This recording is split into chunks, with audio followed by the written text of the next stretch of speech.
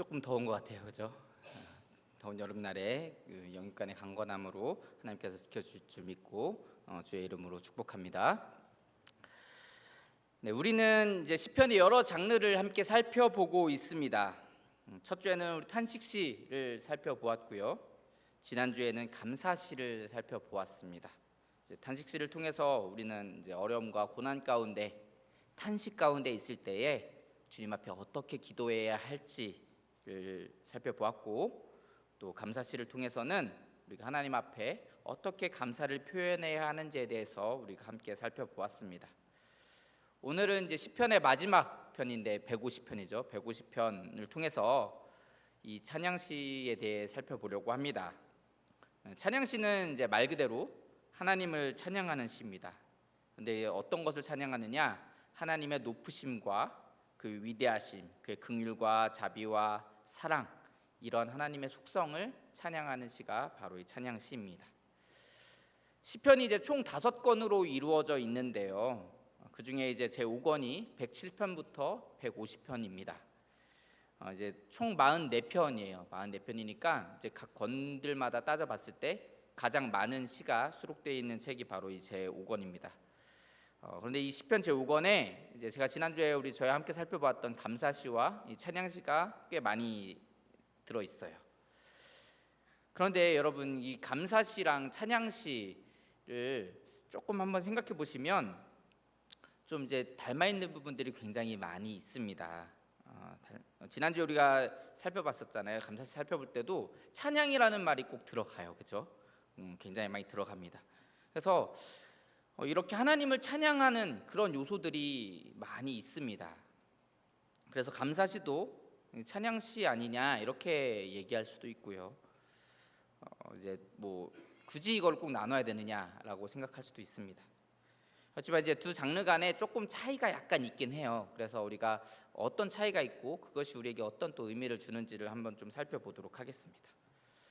먼저 이 두 장르의 공통점을 좀 설명을 드리도록 하겠습니다. 좀 전에 말씀드렸던 바와 같이 이 찬양시와 감사시는 모두 다 하나님에 대한 찬양이 주된 내용들입니다. 그리고 이 두 장르 공이 다 하나님에 대한 사랑과 경외심을 드러내요. 사실 제가 지금 첫 번째, 두 번째 말씀드렸지만 이 두 가지는 뭐 뗄래야 뗄 수 없습니다. 그렇죠? 하나님을 사랑하고 경외하니까 하나님을 찬양하는 거잖아요. 그렇죠? 그래서 뭐 사실 같은 얘기다라고 생각할 수도 있고요. 세 번째로는 이 감사시와 찬양시는 모두 이 공동체가 함께 부를 수 있는 노래로 지어진 시들이 대부분입니다. 감사시에는 이제 물론 개인적인 감사가 들어있는 시들도 있어요. 공동체적 감사시뿐만 아니라 개인적인 그런 감사에 대한 내용을 담은 시도 있지만, 그런 노래라 할지라도 이 공동체가 함께 예배와 찬양 때에 함께 부를 수 있도록 이렇게 만든 노래들이 많다, 우리 이렇게 말할 수 있습니다. 자, 이렇게 공통점들이 있지만 반면에 감사시와 이 찬양시 사이에 있는 차이점도 있습니다.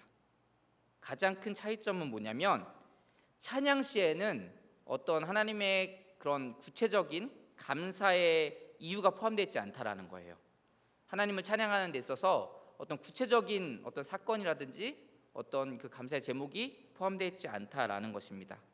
이제 우리 감사시를 살펴볼 때는 하나님의 높으심과 뭐 위대하심, 뭐 사랑, 은혜, 긍휼, 이런 하나님의 속성에 대한 찬양도 하지만, 하나님께서 행하신 일이 무엇이었는지, 내가 어떤 때에 어떻게 구원을 받았는지, 이런 구체적인 일들이 포함되어 있잖아요. 그러나 찬양시에는 그것이 없다라는 것입니다. 하나님의 속성에 대한 찬양, 그 찬양에 대한 초대로 가득 차 있는 것이 바로 이 찬양시입니다.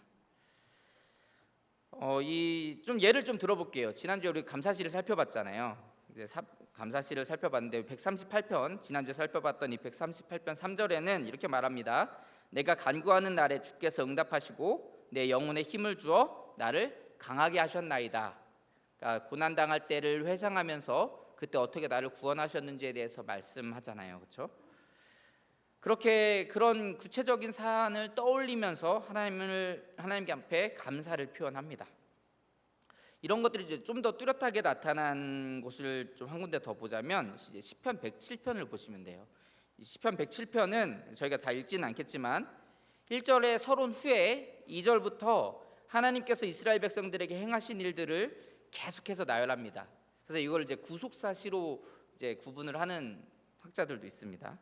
그러니까 하나님께서 애굽에서 종노릇하던 그 이스라엘 백성들을 출애굽시키시고 또 출애굽한 이후에 광야에서 떠돌 때에 그들을 구름기둥과 불기둥 또 여러 가지로 인도하시고 또 그들을 어려움 가운데 고난 가운데서 건져 주셔서 결국은 가나안 땅에 들어가게 하시고 그 젖과 꿀이 흐르는 땅에서 평안함을 누리며 살아갈 수 있도록 해주신 그 하나님의 그 구원하심, 그 은혜에 감사하는 내용들이 굉장히 길게 적혀 있습니다.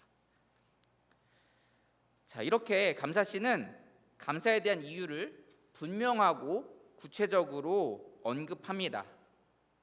그러나 찬양시에는 이제 조금 후에 저희가 구성 요소들을 살펴보겠지만 이런 요소들이 포함되어 있지 않아요. 그럼 왜 이 감사시와 찬양시를 구분해야 되느냐? 이런 겁니다.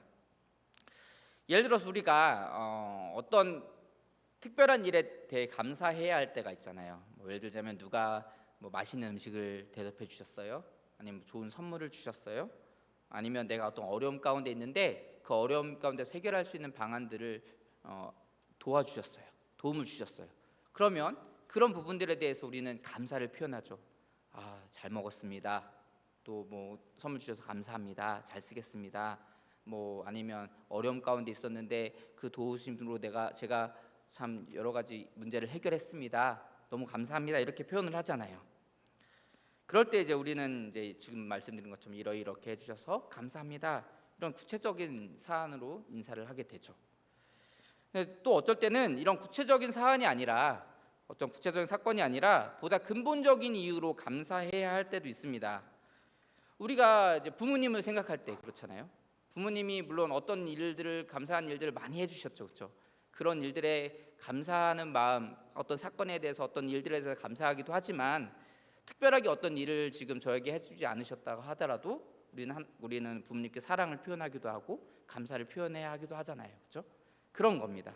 어떤 특정한 사건이 없어도 이렇게 사랑하는 마음, 또 경외하는 마음 이런 것들을 표현해야 할 때가 있다라는 것입니다. 그러니까 구체적인 아까 먼저 말씀드린 구체적인 그런 부분들을 하나님 앞에 기도할 때에는 감사시의 이런 모습으로 하나님 앞에 기도드릴 수 있고 또 두 번째로 아까 말씀드린 부모님께 우리가 사랑을 표현하듯이 그런 보다 근본적인 이유로 우리가 하나님께 찬양을 드릴 때는 이 찬양시를 사용하게 된다라는 것이죠. 자, 그래서 우리가 이제 지난주에는 이런 하나님께 구체적인 감사의 이유를 생각하면서 그렇게 감사의 기도를 이제 했다면 오늘은 이제 찬양시의 특징을 살펴보고 우리가 한 주간 하나님의 그 위대하심과 그 영광을 찬양하셨으면 좋겠습니다. 자, 그래서 우리가 찬양시의 구성 요소를 좀 살펴보도록 할 텐데요. 조금 간단합니다. 이렇게 돼 있어요. 초청, 그리고 하나님의 속성 찬양, 하나님의 속성을 찬양하고 그다음에 결론 이렇게 되어 있습니다. 먼저 이 초청은 함께 하나님을 찬양하자 이렇게 많은 사람들을 그 찬양 가운데로 부르는 것입니다. 우리가 이제 많이 쓰는 말이 있죠. 할렐루야, 할렐루야. 이 할렐루야가 아주 대표적이다 말할 수 있습니다. 그리고 이제 두 번째로 하나님의 속성을 찬양하는 것. 제가 좀 전에 말씀드렸듯이 어떤 구체적인 사건이 아니라 하나님의 속성 그 자체를 찬양하는 것이 바로 이 찬양시의 요소입니다. 자, 그리고 마지막으로 이제 결론으로 이제 시를 마무리하게 됩니다. 이 결론 부분은 좀 여러 가지 다양합니다.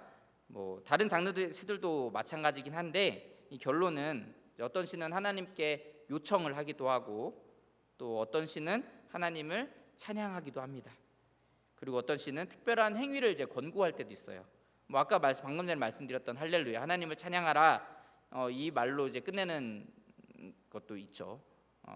하나님을 찬양하는 행위를 이제 권고하는 거죠. 이렇게 이제 결론 부분들은 조금 다양하게 있지만 어쨌든 이 찬양시의 구조는 우리 좀 전에 말씀드렸듯이 초청, 찬양, 결론 이렇게 돼 있다라고 볼 수 있습니다.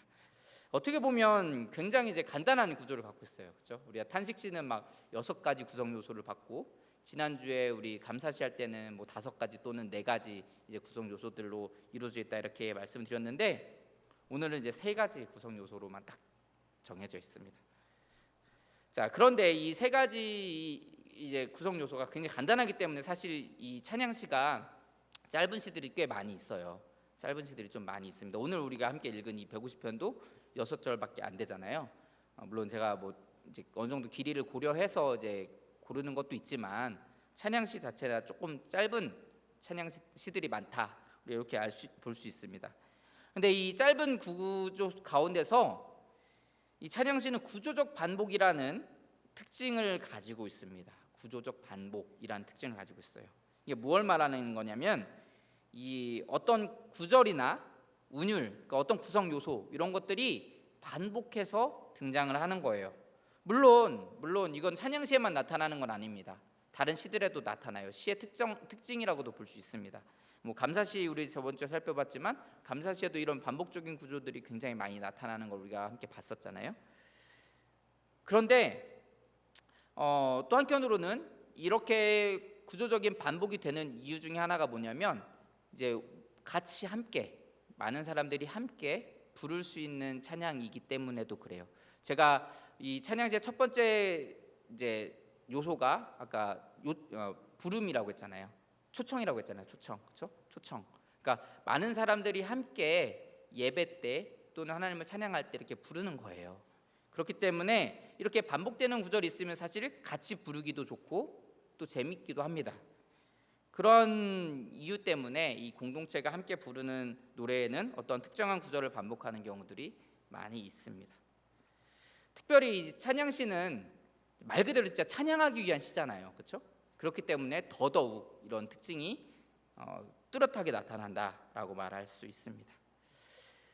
그리고 저는 이제 이렇게 반복되는 구조들이 반복되는 가장 큰 이유 중에 하나가, 의미를 우리가 찾자고 한다면 이런 거라고 생각해요. 우리가 끊임없이 반복해서 하나님을 찬양해야 하기 때문이다라고 저는 생각을 합니다.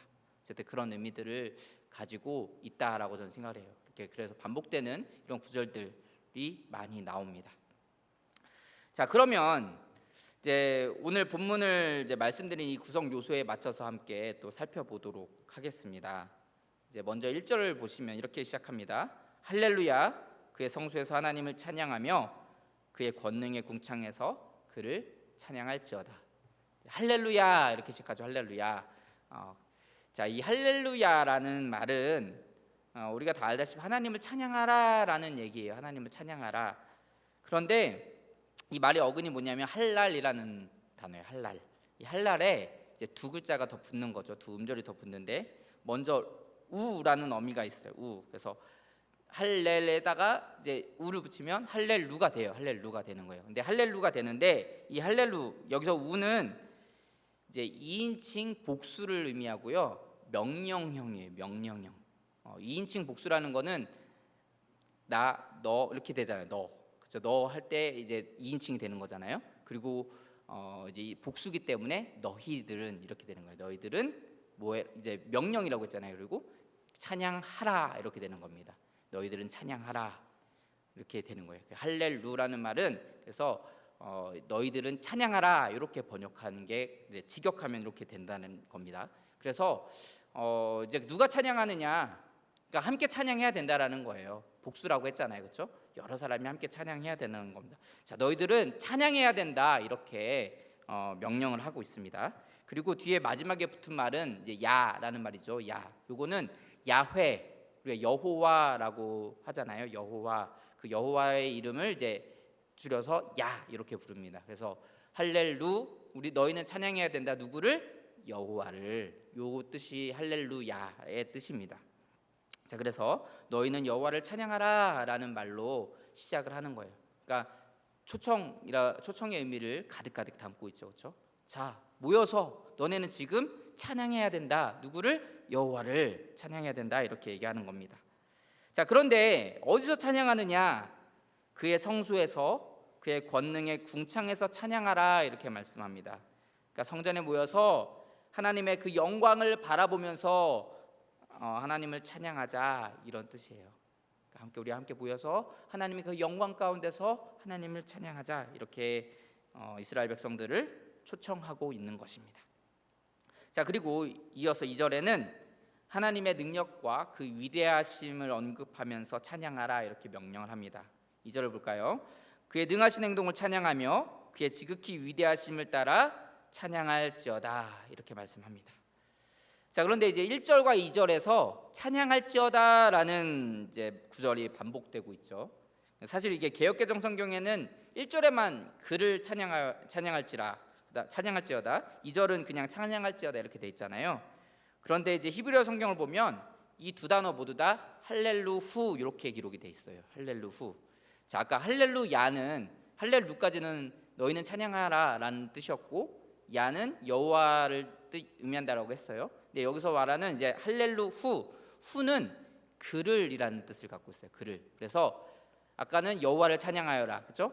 이번에는 그를 찬양하라, 이런 뜻이 되는 겁니다. 그를 찬양하라. 그래서 1절에는 이제 그를이라는 말을 붙였어요. 근데 이제 2절부터는 이제 반복이 되니까 생략을 한 거죠. 자, 그런데 이게 뭐 저는 좀 개인적으로 넣을 거면은 둘 다 넣고 뺄 거면 둘 다 빼고 했으면 하는 좀 아쉬움이 좀 들기는 해요. 왜냐하면 그래야 우리가 성경을 읽을 때, 말씀을 읽을 때 이게 똑같은 말이 계속해서 반복되는구나라는 것을 아는데, 이제 조금 이제 좀 아쉬운 부분들이 있긴 합니다. 어쨌든 뭐 크게 중요한 뭐 내용의 차이는 없습니다. 자, 어쨌든 이러한 구조적인 반복이 이제 1절과 2절에서 이렇게 이어서 나오는데, 이게 거기서 끝나는 것이 아니라 3절에서부터도 계속해서 반복이 됩니다. 3절부터 5절까지를 보면 이렇게 얘기해요. 나팔 소리로 찬양하며 비파와 수금으로 찬양할지어다. 소고치며 춤추어 찬양하며 현악과 퉁소로 찬양할지어다. 큰 소리 나는 제금으로 찬양하며 높은 소리 나는 제금으로 찬양할지어다. 여기도 조금 전에 말씀드렸던 그 할렐루후가 계속해서 반복이 됩니다. 자, 앞서 말씀드렸던 그런 의미를 저는 담고 있다고 생각을 해요. 계속해서 하나님을 우리 끊임없이 모든 악기를 통해서 하나님을 찬양해야 된다, 요 얘기를 지금 하고 있는 거죠. 자, 그런데 여러분, 우리가 이 악기를 사용하는 것에 관해서 사실 논쟁들이 조금 있잖아요, 그렇죠? 아시는 분들은 많이 아실 텐데, 지금도 참 여러 가지 의견들이 이렇게 부딪히기도 합니다. 이제 중세 시대를 보면은 이제 로마 카톨릭은 여러 악기들을 사용했습니다.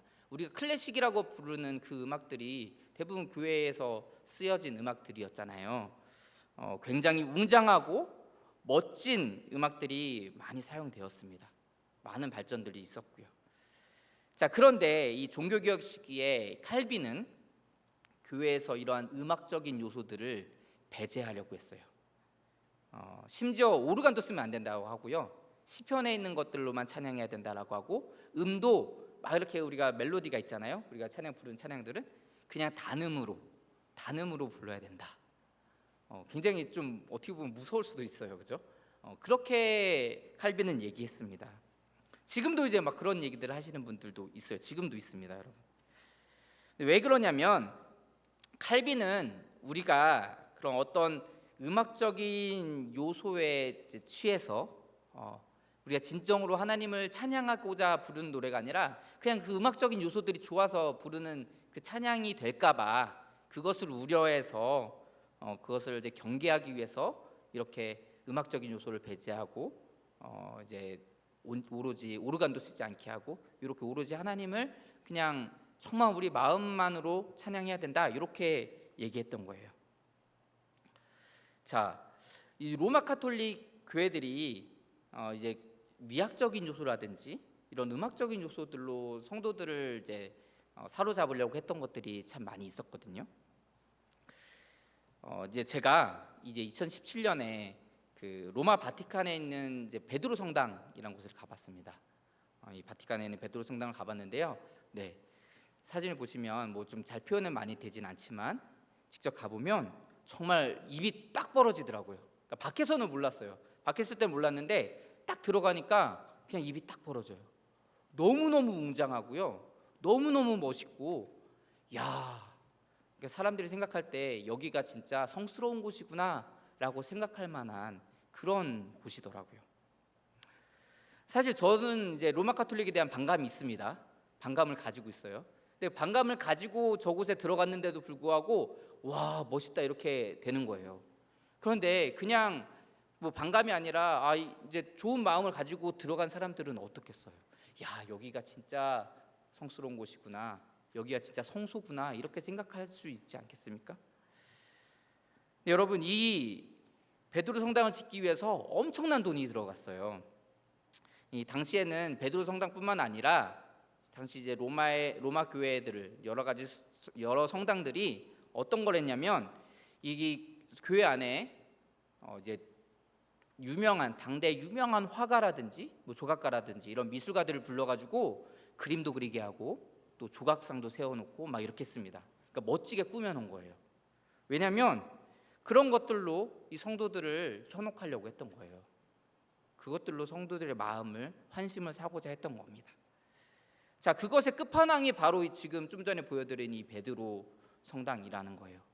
이 베드로 성당을 지으려고 이제 돈을 어마어마하게 막 드립니다. 근데 돈이 이제 많이 없었어요. 부족했어요. 그러니까 그들이 한 게 뭐냐면 그때 면제부를 판 거예요. 이들이 이 베드로 성당 짓기 위해서 면제부를 팔았습니다. 그래서 그때 당시에 이제 비텐베르크 교회 부터가 95개조 반박문을 붙이고 그렇게 종교 개혁이 시작이 됐잖아요. 자, 이러한 상황들을 칼빈이 겪어봤기 때문에, 이러한 상황들을 칼빈이 지나왔기 때문에 이러한 미학적인 요소들과 아름다운 음악들로 이 성도들의 마음을 사는 이 로마 카톨릭의 그 행태들을 봐왔기 때문에 교회에서 이런 거 하면 안 되겠다라고 생각을 했던 거예요. 그러한 생각들이 지금도 영향을 미치고 있습니다. 그래서 우리가 이제 진정한 우리의 마음을 드리는 찬양이 아니라 그런 음악에 취해서 드리는 찬양, 이런 것들이 혹시 우리 가운데 있지 않을까 하는 그런 우려 때문에 예배 시간에 이제 악기를 좀 사용을 제한해야 된다, 이런 얘기들을 하기도 하는 것입니다. 자, 그런데 오늘 우리가 살펴본 이 시편 150편에서는 지금 3절부터 5절까지 모든 악기를 다 동원해서 지금 하나님을 찬양하라 이렇게 말하잖아요. 그렇죠? 자, 그러면 어떤 게 맞는 거냐? 칼빈이 틀린 거냐? 저는 이제 사실 어떤 악기를 사용해야 되느냐, 사용하면 안 되느냐 하는 것은 조금 불필요한 논쟁이다라고 저는 생각을 합니다. 이 시편 150편에서 말씀하시는 바도 어떤 악기를 사용해야 된다, 이러이러한 악기를 다 사용해서 하나님을 찬양해야 된다, 여기서 이게 머무는 게 아니에요. 여기서 머무는 게 아니고 우리의 몸과 마음과 생각을 모든 것을 다해서 하나님을 찬양해야 된다, 하나님께만 온전히 다 집중해서 찬양해야 된다라는 것을 얘기하고자 하는 것입니다. 그러니까 어떤 악기를 사용하고 안 사용하고는 크게 중요한 것이 아니다라는 말씀이에요. 자, 오늘 마지막 결론에서도 6절 말씀 같이 한번 읽어볼까요? 호흡이 시작. 호흡이 있는 자마다 여호와를 찬양할지어다. 할렐루야. 자, 그러니까 모든 만물이 다 하나님을 찬양해야 된다라고 얘기하는 거예요. 모든 만물이 다 하나님을 찬양해야 된다라는 겁니다. 어떤 악기를 써야 되고 이 악기는 꼭 써야 돼, 이런 얘기를 하는 게 아니라는 거예요. 모든 만물이 모든 것을 다하여서 하나님을 찬양해야 된다. 이것이 시편 150편의 결론인 것입니다. 하나님은 그러한 찬양을 받기에 합당하신 분이시고 그 찬양을 우리는 온전히 하나님께 드려야 됩니다. 시편 150편은 이것을 지금 말씀하고 있는 것입니다. 그래서 이제 악기 사용에 대한 아까 두 가지 의견들을 제가 말씀을 드렸는데, 그것으로 서로 싸우고 다툴 것이 아니라 이제 서로 간에 의미들이 있잖아요. 의미들. 그러니까 악기들을 충분히 활용해야 된다라고 말하는 사람들은 아름다운 찬양, 최고의 찬양을 하나님께 올려드려야 되지 않느냐라고 말할 수 있어요. 맞는 얘기죠, 그렇죠? 맞는 얘기입니다. 또 반대로 하나님을 찬양하는 데 있어서 그런 음악적인 요소에 우리가 마음을 뺏기고 그렇게 하면 안 되지 않느냐, 그것은 경계해야 되지 않느냐, 맞는 얘기예요. 그럼 이 두 가지를 같이 절충해서 가장 아름다운 찬양 하나님께 드리되 우리들의 마음과 생각과 모든 것을 다 주님께 집중해서 우리 하나님을 찬양하면 되는 거잖아요. 그 찬양이 중요한 거라는 겁니다. 그리고 어떤 악기를 사용한다고 해서 또는 사용하지 않는다고 해서 하나님께서 그 찬양을 받으시고 받으시지 않고 하는 것이 아닙니다. 여러분 그렇잖아요. 우리 찬양대 여기 옆에 있지만 아름다운 목소리를 가진 분들이 찬양하는 찬양만 받으시고 저같이 찬양 잘 못하는 사람들이 이렇게 찬양하면은 잘 안 받으시고 그런 거 아니잖아요. 그렇죠? 중요한 건 우리의 마음과 모든 생각과 정성을 다해서 내가 가진 능력을 다 동원해서 하나님을 찬양하는 것이 중요하다라는 겁니다. 그것을 우리는 생각하면 돼요. 자, 그런 우리들의 모습들이 우리들의 삶 가운데 있었으면 좋겠습니다. 하나님을 찬양하는데 가장 아름다운 것으로 찬양하시고요. 또 내 마음을 다른 것에 빼앗기지 않고 오직 하나님께만 집중해서 내 온 몸과 마음과 생각들을 다 하나님께 드리면서 찬양하는 그런 찬양들이 되었으면 좋겠습니다. 사랑하는 성도 여러분, 오늘 우리는 시편 150편을 통해서 찬양시에 대해서 함께 살펴봤습니다. 찬양시의 구성 요소는 아주 간단했었죠, 그렇죠? 초청, 찬양, 결론 이렇게 되어 있습니다. 그런데 이 간단한 구성 요소보다도 더 중요한 것이 있다면 우리의 모든 것을 다해서 하나님을 찬양해야 된다라는 것이고요. 제가 반복되는 것의 의미에 대해서 말씀드렸잖아요. 우리가 끊임없이 계속해서 하나님을 찬양해야 됩니다. 우리의 삶 가운데 그 찬양이 끊어져서는 안 돼요. 우리 모두가 내가 가진 모든 것을 내 온 몸과 마음과 생각과 모든 것을 다 온전히 하나님께만 집중하여서 매일매일 매 순간순간 하나님의 그 크신 은혜와 사랑을, 그 위대하심과 영광을 찬양하며 나아가는 거룩한 주의 백성들 되시기를 주의 이름으로 축원합니다. 기도하겠습니다. 사랑해 주님, 감사를 드립니다. 부족하고 연약한 저희들이지만 주님께서 사랑하여 주시고 날마다 품에 안아주시며 날마다 인도하심을 감사드립니다. 하나님, 이 시간 우리가 찬양시에 대해서 함께 살펴보았습니다. 우리가 날마다 끊임없이 주님을 찬양하게 하여 주시고 찬양할 때에 우리의 온 몸과 마음과 생각을 다 온전히 주님께 드리며 찬양하는 귀한 저희들의 모습 될 수 있도록 인도하여 주시옵소서. 날마다 우리가 그 찬양 가운데 날마다 주님을 예배하며 나아가는 저희들 될 수 있도록 하나님을 인도하여 주시옵소서. 항상 함께 하실 줄 믿사오며 예수님 이름으로 기도합니다. 아멘.